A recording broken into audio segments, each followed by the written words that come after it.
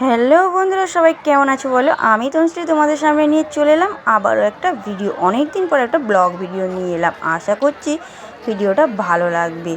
দেখতেই পাচ্ছ আমরা দুইজন, আর ওই যে আমাদের টোনাটুনির আর একজন, মানে আমরা তিনজন চলে এসেছি হচ্ছে বাবা বড়গাছারই মন্দিরে।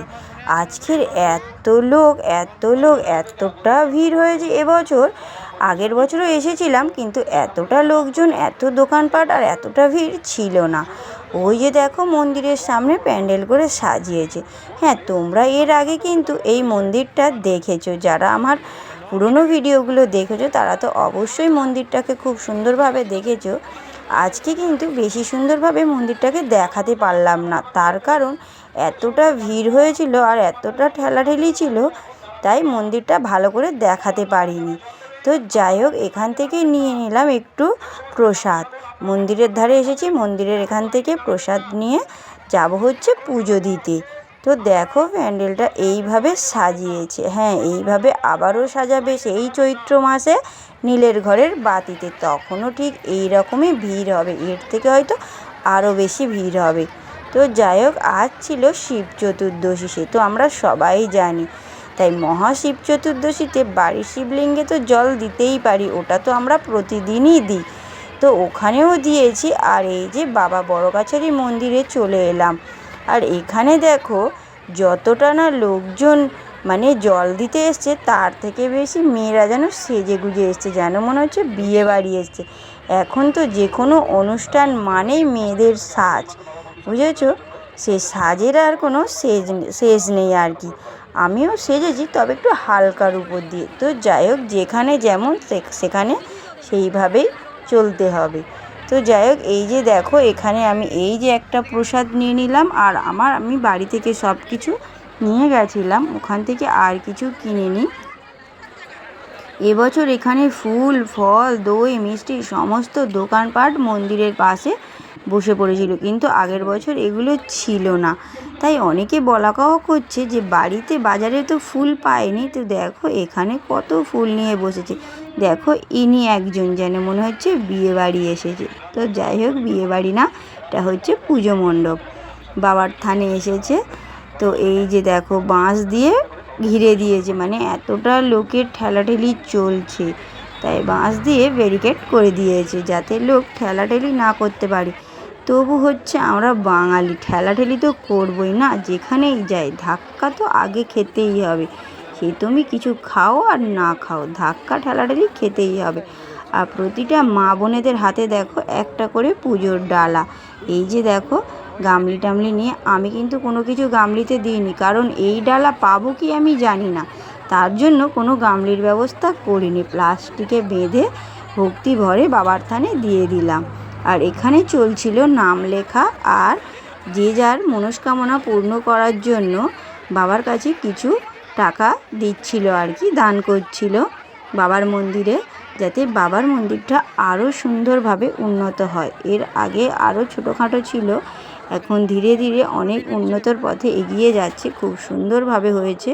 আর এখন প্রতিটা উৎসবে এই মন্দির সবসময় ভিড়। এমনিতে তো সবসময় ভিড় থাকে, তবে অসময়ে এলে কি হয়, বাবার মাথায় সুন্দরভাবে জল দেওয়া যায় আর সুন্দরভাবে ভক্তি ভরে বাবার সামনে বসে পুজোটা করা যায়। আগের মাসে আমরা এসেছিলাম আমার ছেলের জন্মদিনের দিন, সেদিন আমরা সুন্দরভাবে জল দিয়েছি আর সুন্দরভাবে পুজোটাও দিয়েছি। কিন্তু আজকের এখানে না হবে সুন্দরভাবে পুজো দেওয়া, না হবে জল ঢালা। ওই যে একটা ধাক্কা মারবে, তুমি এখান থেকে ওখানে চলে যাবে আর ওখান থেকে বেরিয়ে যাবে। তাই সেইভাবে পুজো পাঠ দিয়ে ডালা দিয়ে বাবার মাথায় জল দিয়ে এখান থেকে বাড়ি চলে যাব। আমি যেহেতু সারা রাত জাগবো না বা সারা রাত জাগতে পারবো না, তাই আর বরের পক্ষে তো সম্ভবই না, কারণ এখানে পুজো পাঠ দিয়ে ওর কাল সকালে দোকানদারি করতেই হবে, কারণ সারাদিন দোকানদারি করে আমাকে নিয়ে এসছে এখানে।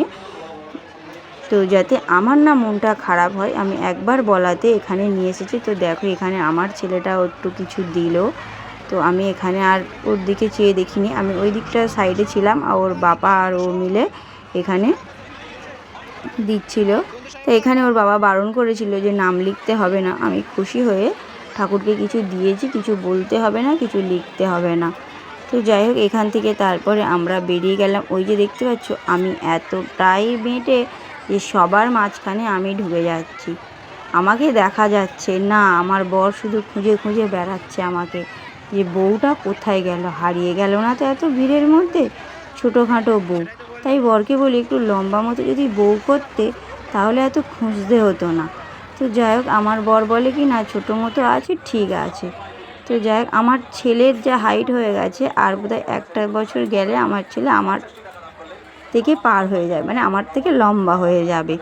ও ঠিক ওর বাবার মতো লম্বা হবে। তো যাই হোক, দেখো এই যে পিছন পিছন আমি আসছি, ওখানে পিছনে আমি আছি। এই যে ছেলে ওর বাবার হাত ভালো করে ধরে রেখেছে, কারণ এই ভিড়ের ভিতরে যদি হারিয়ে যায়, খুঁজে পাওয়াটা খুব দুষ্কর হয়ে যাবে। তো যে দেখো, এইখানে এই যে লাইন পড়েছে বাবার মন্দিরে ঢোকার জন্য, এখানে লাইন দেওয়ার জন্য আমরা এই দিক থেকে গিয়েছিলাম, কিন্তু এদিক থেকে গিয়ে দেখি বাঁশ দিয়ে ঘিরে দিয়েছে, আর যেতে পারলাম না। তাই ওই পার থেকে ঘুরে ঘুরে আরেকটা গেট আছে, সেইখান দিয়ে এসে দেখো ওই যে কত লোক, কত যাত্রী সব বসে পড়েছে একদম মন্দিরের সামনে। সবাই যে যার মতো আসন পেতে সবাই বসে পড়েছে, প্লাস্টিক, চট, খবরের কাগজ, সবাই সবার মতো বসে পড়েছে একদম মন্দিরের ভিতরে। যেভাবে বসে আছে আর এদিকে যেভাবে লোক লাইন দিয়ে রয়েছে, একটা ঠেলাতে বা একটা ধাক্কাতে কে কার গায়ে পড়বে আর কার কী বিপদ হবে কেউ বলতে পারবে না। তো বাবার মন্দিরে সবাই লাইন দিয়ে দাঁড়িয়ে আছে এখানে দেখো ডালা দেওয়ার জন্য। আর ওই যে দেখো বাবার বাহনগুলোর মাথায় না প্লাস্টিক ঢাকা দিয়ে দিয়েছে। কেন বলো তো? মনে হচ্ছে কিছুদিন আগে মনে হয় রং করেছে। আর সবাই তো সবার মতো জল ঢেলে যাবে, এত হাজার হাজার লোক যদি জল ঢালতে থাকে, তা ওই বাহনগুলো যেহেতু মাটির, তো রংটা গলে যাবে, তার জন্য প্লাস্টিক ঢাকা দিয়ে দিয়েছে। তাই সবাই ওই প্লাস্টিকের উপর দিয়েই জল দিচ্ছে। এই যে দেখো আমার বাবা, ওই যে দেখতে পাচ্ছ, বাবার বাহনকে একদম প্লাস্টিক দিয়ে ঢাকা দিয়েছে। এত গরমের মধ্যে যদি ওইভাবে ঢাকা দেওয়া থাকে, দম বন্ধ হয়ে যাবে না বলো তো? বাবা তো রেগেই যাবে। আজকে শিব চতুর্দশীর দিনে বাহনগুলোকে হচ্ছে মুখ বেঁধে দিয়েছে, দম যদি ওদের বন্ধ হয়ে যায় কী হবে বলো? এদিকে বাবার বাহনদের কি দম বন্ধ হবে, এখানে মানুষের দম বন্ধ হয়ে যাচ্ছে। দেখো শুধু কতটা ভিড়, দেখো সামনে পিছনে চারিদিকে লোকজন দাঁড়িয়ে রয়েছে লাইনের মধ্যে। এখন এর লাইনটা হচ্ছে বেকার লাইন। আর এই যে দেখো এদিক থেকে ওই পিছন দিক দিয়ে লোক গেছিলো, ওইখান থেকে তাড়া করেছে যে ওখান থেকে ঢুকতে দেওয়া যাবে না, তাই আবার লোক ঘুরে এসে এই লাইনে ঢুকছে। দেখো আমরা এদিক থেকে এবারে বেরিয়ে যাচ্ছি, আর ওই দিক থেকে লোকগুলো ঢুকছে। আর ওই যে দেখো ওই সাইডে কত লোকজন বসে আছে। দেখো এখান থেকে তো মানে যাবার রাস্তাটাই নেই যে তুমি বের হবে, লোক এমনভাবে বসে রয়েছে। দেখো সবাই সবার জায়গা পেতে নিয়ে বসে পড়েছে। আর ওই দিকে দেখো দূর দিকে একটা বড় মেলা চলছিল। এই শিব চতুর্দশীতে আমি এই প্রথমবার দেখলাম বড় কাচারিতে এত বড় একটা মেলা বসেছে। তারপরে দেখো আমার বর আর ছেলে একটু ফাঁকা পেয়েছে, বলছে কি হাত পাটা একটু ধুয়ে নি। তো যাই হোক, ঘাটের ধারটা একদম ফাঁকা। দেখো বাবার মন্দিরে ঘাটের কাছে লোক নেই, গোনা কয়েকটা লোক, আর যত লোক সব মন্দিরের সামনে। তো সবাই এই দিনটার অপেক্ষা করে থাকে, মেয়ে বউরা, ছেলেরা প্রচুর বাবার ভক্ত হচ্ছে, ছেলেরা বেশি মনে হচ্ছে।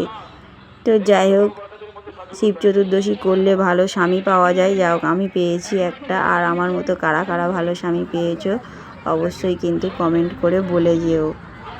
তো দেখো আমার স্বামী, বাবা হচ্ছে গাঁজা খায়, মদ গাঁজা সব খায়, কিন্তু আমার বর বিড়ি পর্যন্ত খায় না। এই বাবার পুজো করতাম বলে ছোটোবেলায় সবাই বলতো কি, দেখিস মহাদেবের মতো গাঁজাখোর বর হবে। তো যাই হোক, আমার বর কিছুই খায় না। এটা উপরওয়ালার কৃপায় আমি পেয়েছি এমন একটা মানুষকে। তাই ওর সাথে যতটা দিন বাঁচবো, যতটা বছর বাঁচবো, একসাথে বাঁচি, একসাথে চলি। তোমরা সবাই আশীর্বাদ করো।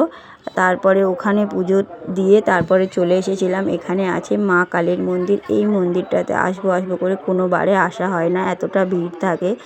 তাই এবারে দেখি ফাঁকা রয়েছে, তাই আমি চলে এলাম মায়ের মন্দিরে একটু পুজো দিতে। মায়ের কাছে আসা, মা তো সবার মা না, তাই মায়ের কাছে চলে এলাম। এখানে একটা ডালা দিয়েছি ছোটো মতো, নিজের মতো করে নিজের মন থেকে ভক্তি ভরে মাকে একটু পুজো দিয়ে দিলাম।